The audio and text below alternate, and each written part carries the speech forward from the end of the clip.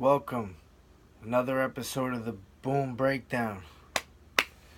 We're getting to the FS1 main card for the Ultimate Fighter finale, which is tomorrow, July 7th. Main event, we got Michael Johnson versus Justin Gaetche. Now, Justin Gaetche is a guy coming over from World Series of Fighting, and I was really impressed watching this guy. Like, he just has a really aggressive style. He comes forward, he's in your face. He's looking to throw some solid, hard leg kicks and big right hands, and he's not afraid to get in the exchange with you at all. But Michael Johnson's a guy that's a savvy veteran in the UFC. He's got really good footwork and movement, and he's got a lot of speed too. He's a southpaw. He's in and out with his strikes, but once he's in with those strikes, he's coming in hard and he's coming in to kill. So Gaetche is a little bit more of a wild type style, and I think with Michael Johnson, with the precision that he has, I could see Gaethje getting caught in this fight at some point, and Johnson probably getting that TKO win. Um, Gaethje's definitely not going to win by submission here. He's obviously looking to take his head off, win by TKO, KO, or a decision if Michael Johnson lasts, like he said.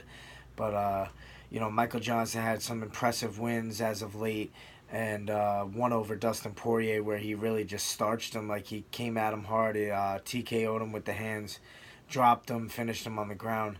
And obviously his fight with Khabib, we saw a guy that has a lot of heart, that doesn't have any quit in his heart, and he's always in the fight. No matter how bad things are going, he's still there. So I have to go with the UFC veteran at this point, Michael Johnson. I'll say he's going to get the job done by TKO second or third round, later in the rounds. Gaethje's a tough guy. He'll stay in there, but I'll go with Michael Johnson.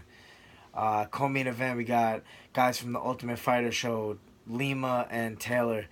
Taylor's a guy who obviously ruined his chance back in the day on the Ultimate Fighter show. He was, got a little drunk and threw a fit, but he's shown on this season that he's improved his game. He's got really solid wrestling and ground and pound skills.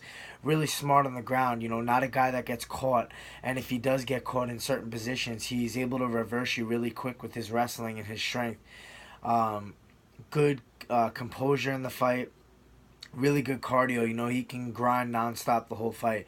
But I was really impressed with Lima as well, with his well-rounded game on the show. He's got solid striking, really crisp Muay Thai, and he's got really good takedown defense as well. So I think in this fight, as far as Taylor's strengths go, Lima's probably going to be able to, negate those strengths and avoid a takedown and land the more powerful shots on the feet. But Taylor, just one of those guys that, when someone's really, really good at one thing and they make sure to make it happen in the fight, he's that guy. He's that guy that he just knows his wrestling is so solid that no matter what you can do, no matter who you are, he's going to get you down. He's going to keep getting you down and keep grinding you out and ground and pounding you until you break. And I can see the same thing happening eventually in this fight. I know Lima's going to catch him a little bit on the feet, but overall, it just seems like Taylor's that guy that no matter what, he's going to get you down. He's gonna ground and pound, stay active, stay on top, stay in good position, and keep the grind going throughout the fight. So I'll probably see Taylor winning this fight by decision. Next up, we got DeCasey versus Close. Close is a guy that has really solid stand-up. So does DeCasey, but I think DeCasey's more of a flashy guy, willing to take more risks. I seen him throwing some spinning stuff in his last fight, and getting a little wild, but not so much, where it's risky to him. He's a guy that looks like he works on these low percentage moves in training, and he makes them high percentage in the fight come fight time. And that's a guy that he'll put a lot of guys away with some flashy finishes. So as of late, he's looked really good. Jakar's a solid guy. He's got a solid stand up as well. He comes forward. These guys both are willing to come forward and exchange. But, DeCasey is probably the more wild guy, the guy that's probably a little more unpredictable. He's going to take more risks in the fight. And ultimately, I'm going to have to go with the guy that's willing to do that. It's hard to defend a guy that's able to kind of be unpredictable and throw things at weird angles, things that you can't see necessarily, things that you don't see from other training partners in the training room. So I'm going to go with DeCasey by a finish, whether it's, first, second, third, I don't know, but he's gonna get the finish. I can imagine. Moving on to Tavares and Theodoro. It's crazy because when I watch Theodoro, he's not the type of guy that like he's really athletic or he's got like crazy good skills, but he just finds a way to get there, like get in the pocket and get catch you, and he's got that karate stance. He's in and out, but like he knows how to find you. It doesn't look too pretty, but he can find you in the fight and get you frustrated with his style. But Tavares is more of a really solid Muay Thai kickboxing type stand up, and I would say he's a lot more aggressive, a lot more willing to come forward and get in there and throw bombs. But Theodoro's not the easiest guy to catch. He's got a lot of elusive movement to him. He's one of those guys that tries to avoid getting hit a lot, but will come in and go out, go in, go out. And he uses a lot of those karate style kicks as well to frustrate guys from the outside range. But Tavares isn't a guy to take it and not deliver. So I could see him coming forward, and I could see him putting Theodoro away as well with the kickboxing and a lot of leg kicks, a lot of solid strikes. I feel like he's going to put the forward pressure on Theodoro, get him backing up towards the cage, and kind of that's where you can corner him and put the aggression on him. So I'm going to go with Tavares in this fight. Let's move down to the FS1 prelims. Another fight from the Ultimate Fighter finale. We got Tom Galecchio and James Krause.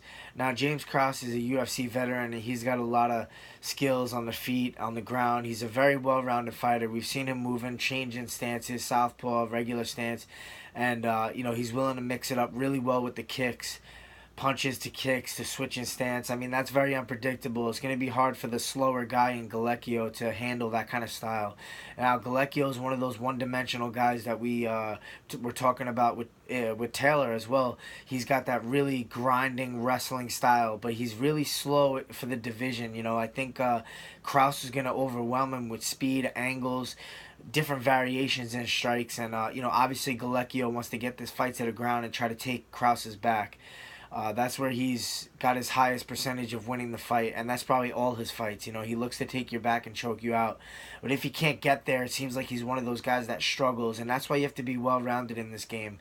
You can't have one way of winning. That's going to put you in a bad position in a fight against a guy who knows how to stop your one dimension, which I think Krause is going to be able to stop that. I mean, I know Taylor was able to take Krause down on the show over and over and kind of overwhelm him with that wrestling ground and pound, but I think Taylor's on a whole nother level than Galecchio with forward pressure, wrestling, his timing with his takedowns. I really see Galecchio struggling in this fight with his lack of speed, his lack of striking technique, his movement. He doesn't really have a lot of movement. He's very stiff on his feet.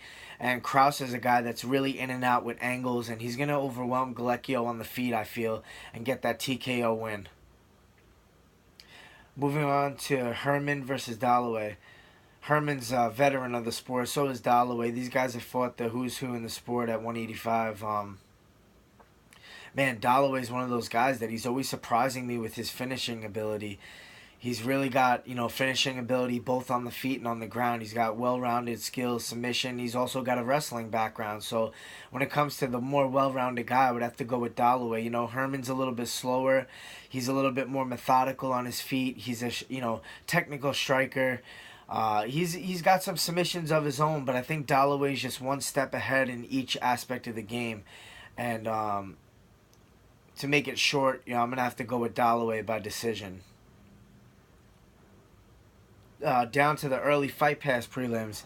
This is an exciting fight. This is Gray Maynard's dropped down to 145 pounds. He's fighting a Team Alpha Male guy in Ishihara, who's, he's got a really exciting style himself. He's willing to get in there and throw bombs. And Maynard's a guy that's got a more technical style, in my opinion, but we haven't seen him at 145. He's had a lot of success at 155. And he's got a really powerful striking style, but he also has that wrestling background. He comes forward, he throws hard strikes, mixes it up well from head to body, but doesn't really throw too many kicks. Ishihara is a more unpredictable, weird type of movement style, where these Team Alpha Male guys, they have some good coaches, and Justin Buckles training these guys, a lot of movement training, a lot of diversity training, and I could see Ishihara frustrating Maynard with his movement as well. Being in and out, side to side. Um, good kicks, good mixing it up. It's interesting to see what Maynard's going to look like at 145. We know he's a really strong 155er, so obviously he probably is going to have the strength advantage at 145 as long as his cut went well. And, I don't think Ishihara is at the level yet where he's going to take Maynard out. This fight could go to decision because it's really competitive fight. And Ishihara is really unpredictable, hard to deal with on the feet. But Maynard's one of those guys that I feel like, he'll catch you with something solid, hurt you, and be able to put you away after. So with Maynard having the experience on his side, I'm going to have to go with Maynard in this fight. But I'll take him by decision just because Ishihara is a really game opponent. And he's a guy it seems really hard to fight, really hard to find in the fight. So, it's going to be tough, but I think Maynard will get the job done by decision. Boom!